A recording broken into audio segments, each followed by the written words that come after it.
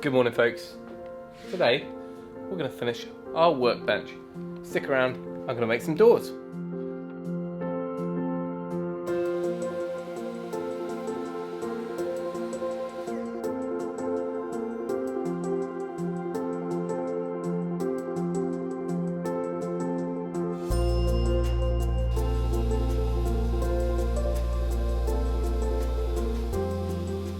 So our little mini series so far, we've been making all these cabinets.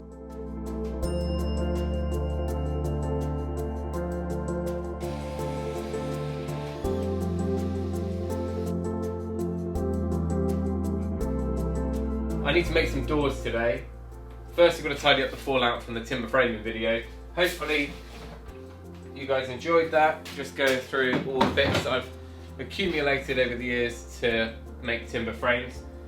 We're going to be jumping into this in more detail in the future. Hopefully, at the new farm, we'll be able to do both restoration work and new build type timber framing. Move this out of the way for now. Alright, hopefully you can see now we've got all of our cabinets. We've basically got 8 cabinet doors to make.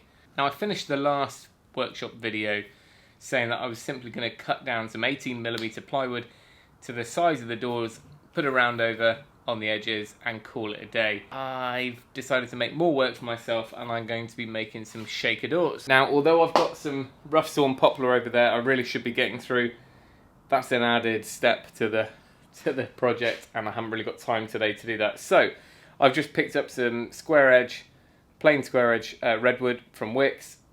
Don't know what it's going to be like until I open the bundle, but hopefully it'll be nice and flat, he says, feel like bananas. And I'll cost it up at the end. Right, we need a router table.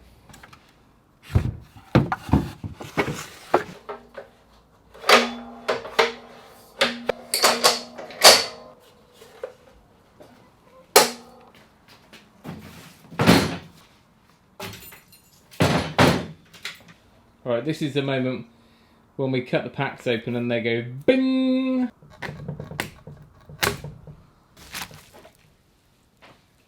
Surely not, they barely moved. Good thing is our doors are fairly small, so even if there's a little bit of a twist in it, we shouldn't notice it, but that's pretty good. They're a bit knottier than the normal 5th unsorted, you know, the better grade stuff that you get from the merchants, but at least it's slow growing. All of these cabinets, apart from the Mitre Saw one, they're all 500. So we'll probably come in, I guess, 3mm, less than that, just to make sure that nothing binds. So last time round, a few people suggested leaving the stiles, the vertical sections, long, and then just trimming everything back afterwards. Still not 100% sure how much that would benefit. I'm just going to cut them to length. You cabinet makers can tell me off later.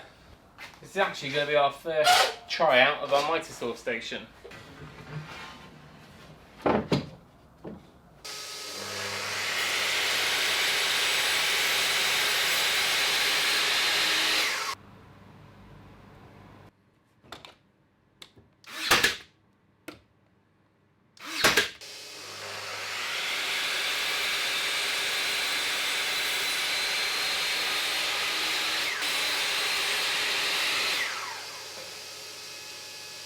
So we're going 496 minus the width of these together, which is 188. No, yeah, 188.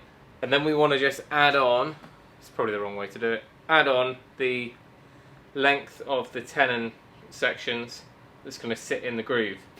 And I've just measured them, they're 13mm, so 26.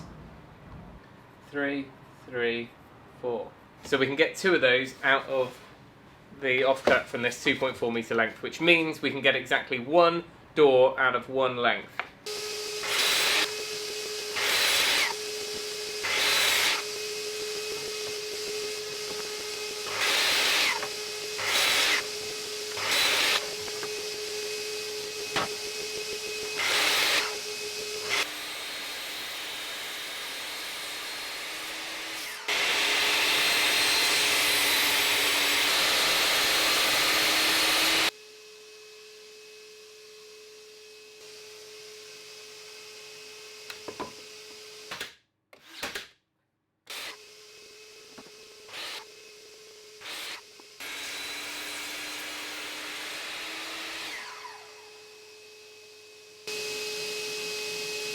There's also a lot of negativity about timber we get nowadays, but do you know what?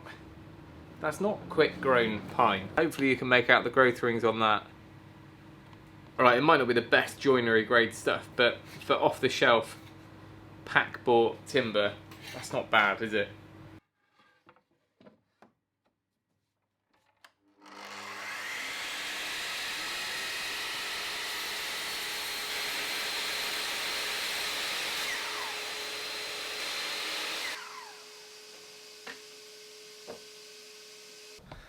Right, see if I can remember how I had this homemade set up.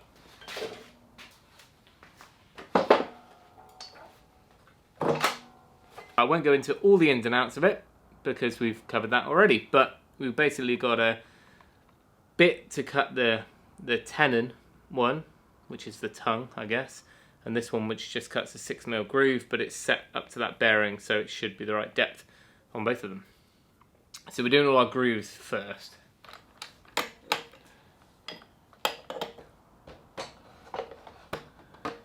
Make sure that bearing is where we want it.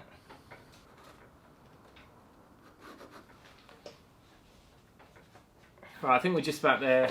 The bit is set to cut a groove in the centre of here, but just in case it's a little bit off centre, I'm always going to make a little mark to say that this is the face side, front side. That way we can always match it up, so even if it was a little bit off centre, it's going to be off centre all the same everywhere.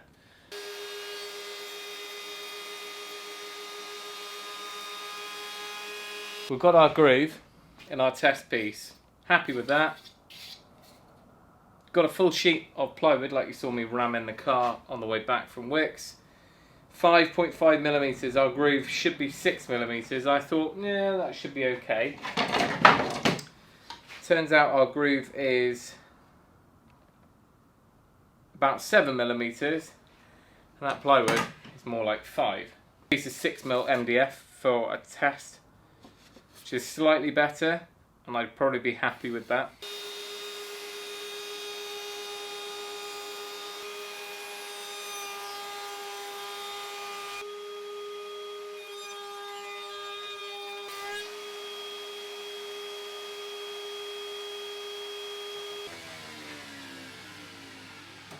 Right, that's all done now. We've got the 500mm cabinet, 700mm stiles and rails, and the 600mm rails and stiles. Next thing we need to do is cut the tongue or the tenon. I'm not sure what it is in cabinets. Let me know in the description, in the comments, which way it is. But anyway, we're going to cut basically the end of this, of each of the rails to have a tongue on it.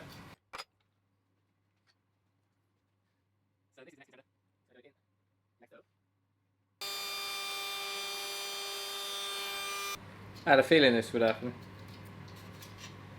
These are 21mm boards, or 20.5. This bit is set up for an 18mm or 3/4 inch board, so we end up with this. The bottom cutter is not getting through. I think what I did last time when I made thicker cabinet doors is I had to raise the bit and do another pass after.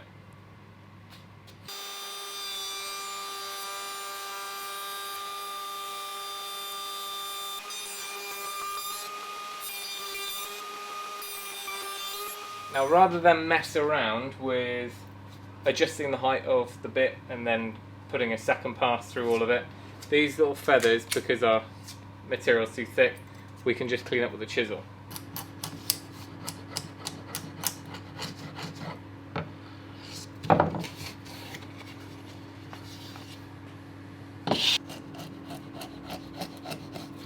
Right, let's see how we did.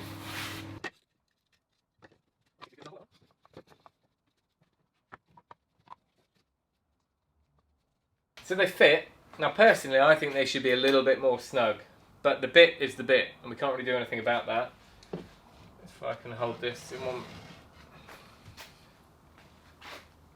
But it's all square, courtesy of the mitre saw, which is super 90.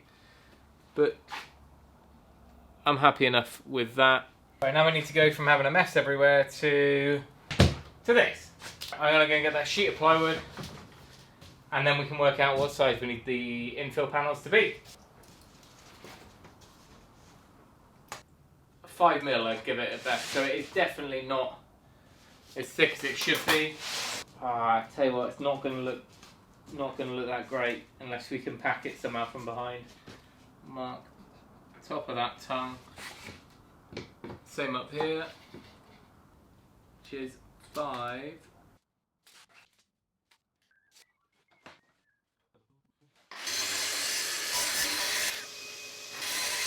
If you put the bottom rail on, you can tell, obviously this is the length of what the panel should be, give or take. We can make it a little bit smaller. So when we put that on, we can see that it's about 1mm less, which is fine, gives a little bit of wiggle room. Just to show a quick test fit before we mess them all up.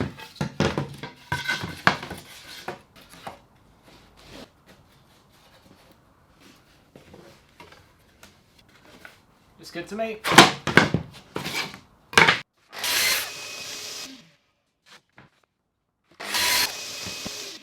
Now we want to make sure that we've got our mark there saying which side is up. Time to kick off the comments below. To glue or not to glue? If we glue our plywood panel in place, the wood arguably can still go that way. So we're not completely kind of trapping it. And it's just having just done another Google, which I'm sure I did last time. It's about a 50-50 split. Some people just swear by gluing in the panel if it's MDF or plywood. Obviously not if it's a solid wood panel. But other people say you can get warping. The middle ground, which a few people have suggested, is just to put a little run of glue in the centre. That means you don't get the like loose panel rattliness, which we obviously don't want, but it means that there's a little bit of give here and there. We're not making it all solid. I'm also going to do the first one with Gorilla Glue. It can get messy and it's the one that expands, but it might be quite good if we've got slightly sloppy joins anywhere.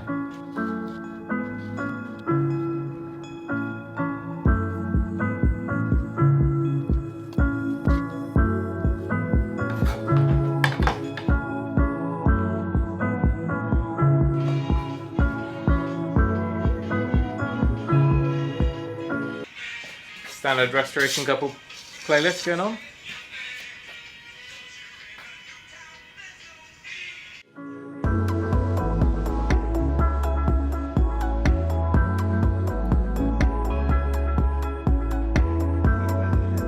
What I've come up with as a solution is just to put a 1mm spacer in the back whilst it dries. I put a blob of that PU glue in the centre of the panel on the front face, so it should glue just and tack it to the front, and that means we won't be too gappy where the frame meets the panel.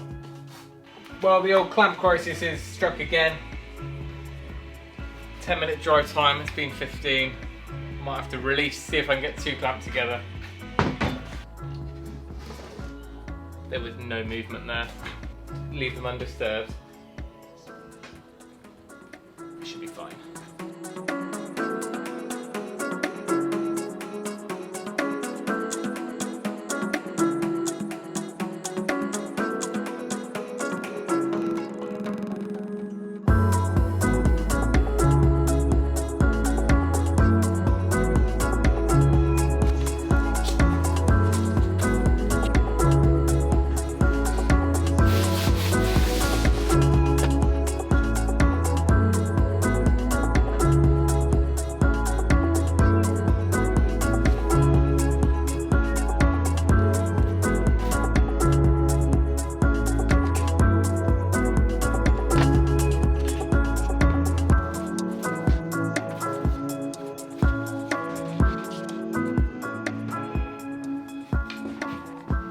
They're looking pretty smart. I'm pleased we went this route rather than the easier route of just doing some slab doors. I know it was probably more practical to do that, but I think these will be a much better, longer lasting, well, I'll be happier for longer with these if I just have a nice bank of nice clean, everything matching. I did toy with the idea of a used kitchen, and I must have watched 20 or 30. I didn't want just melamine, chipboard stuff. So I was holding out for an old pine or oak kitchen, but the price of them has gone up since I bought loads in the past, and they've gone up, and you've got to then compromise what you actually want to match the kitchen. And as you know from the last video, material wise we're probably £200 max to build all of this so far, and that's it, we're pretty much done anyway, apart from a bit of hardware for any drawers. But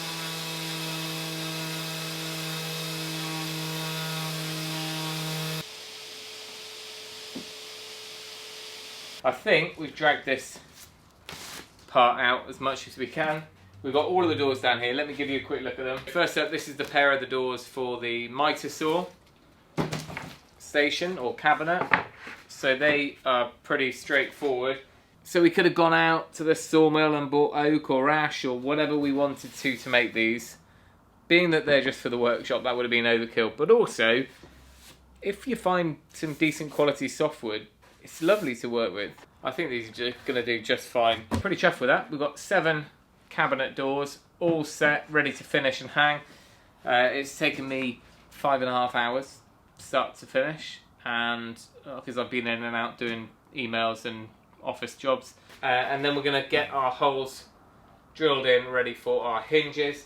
And then these will be ready to hang, and it should really transform the whole lot. If you've got any questions on that build, then stick them down below. I said I would do a costings. It was £20 a pack. There were 4 in a pack, that's £5, and I used 1 length of timber per door. So that's £5 a door, probably another £1 per door. So six quid a door and a bit of glue.